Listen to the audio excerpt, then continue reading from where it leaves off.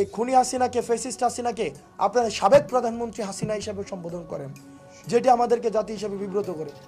আপনাদেরকে এই যে শব্দের জায়গা থেকে, আপনাদের প্রচারের জায়গা থেকে আপনাদেরকে মিডিয়াকে বলতে হবে পলাতক ফেসিবাদী শেখ হাসিনা। বাংলাদেশ যাদের বিপক্ষে, ভারত তাদের পক্ষে। সুতরাং ভারতের এই যে ডিপ্লোম্যাটিক স্ট্র্যাটেজি, এই স্ট্র্যাটেজি আমাদের কাছে প্রশ্নের। আমরা তাদেরকে এই ডিপ্লোমেসিকে আমরা প্রশ্ন করি। তারা এই স্বাধীনতা সার্বভৌমত্বকে তারা প্রশ্ন করছে। এখন আমরা দেখছি হাসিনা এবং হাসিনা গং, এই পুরো শক্তি ভারতের রাষ্ট্র কাঠামোর সুবিধা নিয়ে, ফাইন্যান্স নিয়ে, তাদের মিডিয়াকে ব্যবহার করে বাংলাদেশের বিপক্ষে তাদের অবস্থান চালিয়ে যাচ্ছে। সেই জায়গাতে আমরা আমাদের আন্দোলন অব্যাহত রাখছি, লড়াই সংগ্রাম অব্যাহত আছে। একই সাথে সাথে আমাদের মিডিয়াতে আপনারা যারা রয়েছেন, আপনাদের সরব উপস্থিতি আমাদের প্রয়োজন।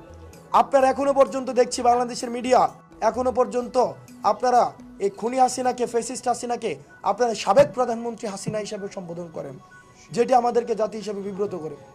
আপনাদেরকে এই যে শব্দের জায়গা থেকে, আপনাদের প্রচারের জায়গা থেকে আপনাদেরকে মিডিয়াকে বলতে হবে পলাতক ফেসিবাদী শেখ হাসিনা। যতক্ষণ পর্যন্ত না এই পলাতক ফেসিবাদী, আপনারা বলেন যে মিডিয়াতে যে হাসিনা বিদায় নিয়েছে, হাসিনাকে বিদায় নিয়েছে, হাসিনা পালাতে বাধ্য হয়েছে, হাসিনা পালিয়ে গিয়েছে। সুতরাং এই বিষয়গুলো আপনারা মিডিয়াতে আপনাদের জোরালো বক্তব্য অব্যাহত রাখতে হবে।